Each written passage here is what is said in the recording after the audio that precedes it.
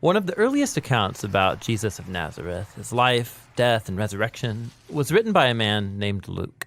We know it as the Gospel of Luke, but Luke continued the story in a second volume, Called the Book of Acts, and it's all about what Jesus continued to do after his resurrection. Acts begins with the disciples who are hanging out with Jesus, who's just come back to life, which is mind-blowing to imagine. And then for weeks, the risen Jesus kept teaching them about his upside-down kingdom, the new creation that he launched through his death and resurrection. This is exciting stuff, and the disciples are ready to go tell the world. But then Jesus tells them to wait and to stay in Jerusalem until they receive a new kind of power so they can be faithful witnesses to Jesus and his kingdom. Then he says that their mission is going to begin in Jerusalem, then move out to Judea and Samaria, and then from there out into the nations. It's like a roadmap for the whole book of Acts. Then the disciples saw Jesus enthroned as King of all creation. So the disciples wait, wondering when this power is going to come. And then comes the time of Pentecost. So this is an ancient Israelite festival. It's during the early summer, and thousands of Jewish pilgrims would come back to Jerusalem from all over the world, all these different languages and cultures colliding in the city. And the disciples are together in a house, which is suddenly filled with rushing wind along with fire. Fire splinters off into tongues of fire hovering over people's heads. What's this all about? Yeah, so Luke is tapping into a repeated Old Testament theme.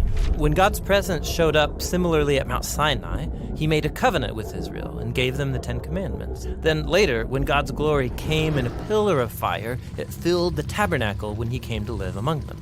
That was just one pillar of fire, not many. Exactly. Luke's making an important point here. This is God's personal temple presence, God's spirit that was foretold by Israel's prophets. And now it's come to take up residence in the new temple of Jesus' body, that is, his people. They've become little mobile temples where God now dwells. And they start to tell stories about Jesus, but they're speaking in languages that they didn't know before, yet all the visitors can understand them. What's this all about? Well, Peter gets up to explain that this is the fulfillment of Israel's hopes based on the scriptures. God's plan was always to use the unified family of Abraham to bring peace and justice to the world. But the tribes of Israel had been scattered because of the exile. Now here at Pentecost, representatives from all of the tribes come back together and they're introduced to their Messiah, the crucified and risen Jesus, so they can now become the restored people of Israel. And thousands of them start following the way of Jesus. Which brings us to Luke's tale of two temples. So you've got the temple that Herod built in Jerusalem, where Jesus' disciples worship like the rest of the Israelites. But now there's also Jesus' temple, which consists of people. This temple's meeting together in homes all over Jerusalem, and they were approaching life in a radical new way. Right, think about it. Many of these pilgrims aren't even from Jerusalem, so they formed these new families, and they're all depending on each other. Yeah, people would sell their stuff, provide for the poor among them. They ate their meals together. They said their daily prayers together. They were learning from the apostles what it meant to live as if Jesus is the true king of the world. And it must have been exhilarating. But it wasn't all fun and games. Being God's temple is serious business, just like in the Old Testament. So you might know about that strange story in the book of Leviticus about two priests who disrespect God in the temple and then suddenly die. Well, Luke includes here a similar story of two disciples who dishonor God's spirit in this new temple, and they suffer a similar fate. So there's corruption in the community. But the bigger problem is coming from the outside. Yeah, from the other temple. Its leaders are threatened by this new messianic movement, and so they arrest the apostles, they try to stop them. And this brings us to the final story in the Jerusalem section of Acts. We're introduced to a new disciple, Stephen. Oh yeah, Stephen. He's on fire. He steps up as a leader among the disciples to serve the poor, and he would go to the temple courts to teach people about the way of Jesus. So the temple leaders arrest Stephen, and they find false witnesses to accuse him of dishonoring Moses and of being a terrorist who's threatening the temple. In response, Stephen gives this powerful speech about how predictable this whole situation was. Yeah, he retells the whole Old Testament story, highlighting characters like Joseph, Moses, and the prophets, people who are consistently rejected and persecuted by their own people. Israel's been resisting God's representatives for centuries, and so their rejection of Jesus and now of his followers is a rejection of God himself. They get angry, and they start to execute him by picking up rocks and smashing him to death. And as he's dying, he commits himself to the way of Jesus, to suffer because of the sins of others. He even cries out, "Lord, don't hold the sin against them." This is basically what Jesus said at his death. Exactly. Stephen becomes the first martyr of the Jesus movement, with many more to come. But this persecution contains seeds of hope, which is why Luke introduces us to a new character here, a religious leader named Saul. He stands over Stephen's dead body and even approves of the whole thing. Wait, Saul, you mean the man who becomes the Apostle Paul? Yes, Luke is showing how even this tragic murder can't stop Jesus' kingdom. And so many persecuted disciples scatter out of Jerusalem, and just as Jesus said, they head into Judea and Samaria. Now, the story of what happens there, that's what the next section of Acts is all about. The scattered followers end up in surprising places, like Samaria, where their ancient enemies live. Yeah, and Luke shows us how all of these unexpected people start following Jesus, like a sorcerer from Samaria who has to learn that the way of Jesus isn't about gaining power, but giving it up to serve others. There's also a story about an Ethiopian delegate who, after discussing the scroll of the prophet Isaiah with Philip, decides to join the movement. Yeah, Jesus is expanding his movement out into Judea and Samaria, just like he said he would. Which is great. But back in Jerusalem, we meet Saul of Tarsus. He's part of the religious elite who oppose the new movement, and he's finding and arresting Jesus' followers anywhere he can. This is a cruel guy. But think about it from his perspective. In the past, Israel had turned away to other gods and to false prophets, leading to disaster. He believed he was protecting Israel and God's honor by getting rid of these people. And then Saul hears that the movement spread north to Damascus, so he sets out there to find and arrest more followers. And on the way, Saul has this sudden encounter with the risen Jesus himself. Jesus asks Saul why he's fighting against him. And then Jesus commissioned Saul to now represent him to Israel and to the nations. And Saul is stunned and speechless. And so he ends up in Damascus. But now he's announcing the good news about the Jesus he had just been attacking. And no one saw this coming. Totally. And the same goes for what happened next. Over in the port city of Caesarea, there was a Roman centurion named Cornelius, and he represents everything the Jewish people would hate about the Roman occupation. An angel appears to him, and he tells him to call for a man named Peter. So Peter comes, and he finds Cornelius and his friends and his family all gathered together in his home. Yeah, and this is scandalous. Jewish people don't enter a non-Jewish home to avoid ritual impurity. So what's Peter gonna do? Well, right before this, Peter had a vision. God brought to him a collection of animals that his people were forbidden to eat. And then God said to Peter, "Eat these." And this is shocking to Peter. He says, "I've never eaten anything impure." And God responds, "Don't call impure what I have made pure." And then that's it. The vision was over. So Peter's gonna start a new diet? No, he's an Israelite, and he's honored these customary food laws his entire life. The vision was preparing him for this moment of him standing among impure non-Israelites. And he realizes that God is declaring these people are a part of the family of Abraham. And so Peter decides to stay and tell them about Jesus. And the Holy Spirit shows up just as he did at Pentecost. But now it's for a Roman centurion and his non-Jewish family. The movement is broken out. And so back in Jerusalem, Peter is now telling the other apostles about what happened, and they start getting reports about even more non-Jewish people following Jesus up in the big trade city north called Antioch. So they send a man there named Barnabas to check things out. Barnabas finds the Jesus movement alive and well in Antioch, and he finds it's made up of people from all over the world. And so Barnabas recruits Saul to come and work with him in Antioch for a year. They're teaching, living among the people there, watching the movement grow. The church in Antioch was the first international Jesus community, and it is where Jesus' followers were first called Christians, the Christ ones. And so the way of Jesus was transformed from a group of Messianic Jews in Jerusalem into the multi-ethnic Jesus movement spreading through the world. Their faith was the same. It was centered on the good news about the crucified Jesus, who is the King of all nations. But that message and their new way of life was confusing, even threatening, to the average Roman citizen living around them. And the resulting conflict is what we'll explore next as this movement goes global, or as Jesus said, to the ends of the earth.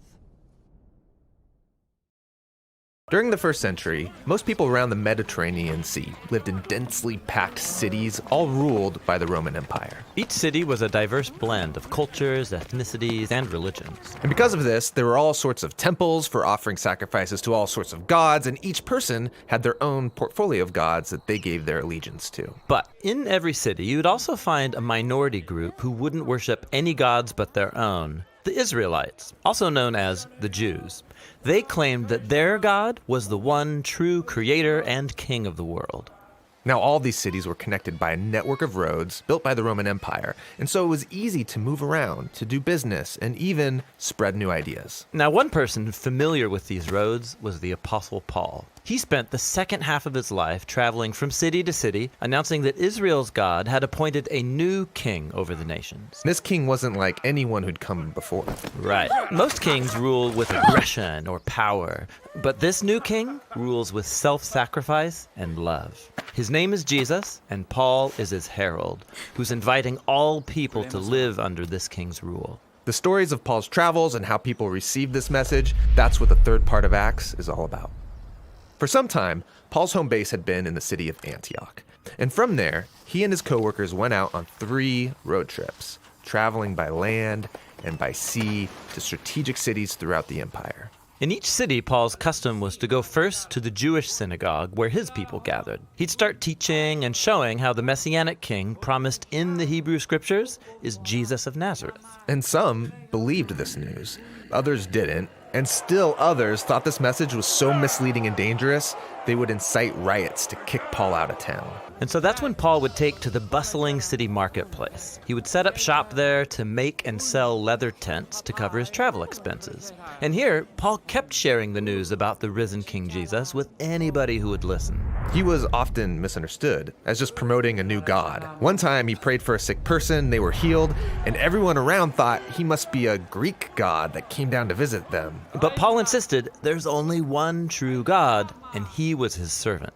This message often stirred up opposition and more riots, and he got beaten, even thrown in jail. Why such a strong reaction? Well, the worship of the gods held together Roman culture. They believed the gods kept their cities safe, and the temple worship of the gods was a huge part of their economy. Paul wasn't just adding Jesus as a new god to the list, he was saying all other gods are powerless, even a sham. So he's undermining their way of life. Yes, and more than that. When Paul announced Jesus as a new king, he would call him Lord or Son of God, the very titles people used to refer to the Emperor of Rome. So Paul's message could easily be heard as a threat against the entire political order. Why would anyone join this movement? I mean, it sounds dangerous. Well, people were captivated by the story of Jesus and how his love created communities where all people were treated as equals, regardless of ethnicity, gender, or economic status. These people formed new families that would eat together. They lived sacrificially and took care of their poor. They lived like Jesus actually was the king. Right. And so in every city where Paul announced the message about Jesus, people were being transformed by God's Spirit to become new kinds of humans. So Paul would stay in that city and teach them the way of Jesus. And then he would leave for a new city.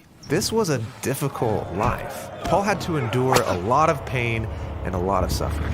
Yeah, and he did so because he believed that his own hardships were a reenactment of Jesus' suffering and death for others. He said it was God's own love that drove him to share the story of Jesus, no matter the cost. After his third road trip, Paul's reputation had grown. He had made many new friends, but had also made many new enemies that he would be wise to avoid. But Paul didn't avoid them. His next stop was Jerusalem, a city full of people who wanted him arrested, even dead. And so why he goes to Jerusalem and what happens when he gets there, that's what the final section of Acts is all about. Back in Jerusalem, where the movement began, the Jewish followers of Jesus were suffering from a drought and food shortage. And Paul was so passionate about the church's unity that he began a major fundraising project among the diverse churches he had started. They would pool their money together so he and a group of representatives could take it as a relief gift to Jerusalem. But it's not safe for Paul in Jerusalem. The Jewish leaders there dislike him so much, they want him dead. And Paul knew he was walking into a trap. His friends all begged him not to go, but no one could stop him. Why would Paul risk his life to bring this gift? Couldn't he have sent someone else? Well, for Paul, this was personal. Jerusalem was where he used to participate in the murder of Jesus' followers, and now he gets to serve them. It's also where Jesus himself was executed, and so for Paul, it would be an honor to suffer there alongside his king. Paul goes to Jerusalem, and as expected, he's found by his enemies. A mob forms, and they try to kill him. But Roman soldiers save his life by taking him into custody. The Jewish leaders are accusing Paul of starting a revolt against Rome, but they can't prove it. And the Romans don't know what to do with him. Yeah, they can see Paul's not a criminal, but his claim that a crucified Jewish man is the risen king of the world, it keeps getting him into trouble. And so Paul gets transferred from one court to another until he demands that his case be tried before the court of Caesar in Rome. And so they happily ship him off. Now, throughout this section of Acts, Luke, the writer of the story, has portrayed Paul's trials and imprisonments so that they resemble his previous stories of Jesus' trials and imprisonment. Luke's making an important point. When the people of Jesus follow the way of Jesus, their stories will begin to look like his story, which is beautiful, but it also comes with a cost. On the way to Rome, the boat carrying Paul is hit by a violent storm, and everyone freaks out. Except for Paul. He's below deck hosting a meal, just like Jesus did the night before his trial. Paul blesses and then breaks the bread, promising that God is with them through this storm. And the next day, the ship hits and then breaks apart on the rocks, but everyone's washed safely ashore. Which is amazing, but Paul's not out of trouble. He's taken to Rome and put under house arrest. But it's not so bad. In his house, he can host groups of Jews and non-Jews, sharing with them the good news about Jesus, the risen king. This is a bold move in Rome, the center of power where Caesar rules the world as king. Yes, you have Jesus' alternative upside-down kingdom, now growing in the very heart of the world's most powerful empire, all through the suffering of a prisoner. And with this contrast between kingdoms, Luke ends his story. That's a great image, but the story's supposed to be about this message spreading to the ends of the earth. So shouldn't it continue? Of course, Luke has left the story open-ended on purpose, so that his readers would know that the story isn't over, and that they can participate in Jesus' kingdom that is still spreading to this day.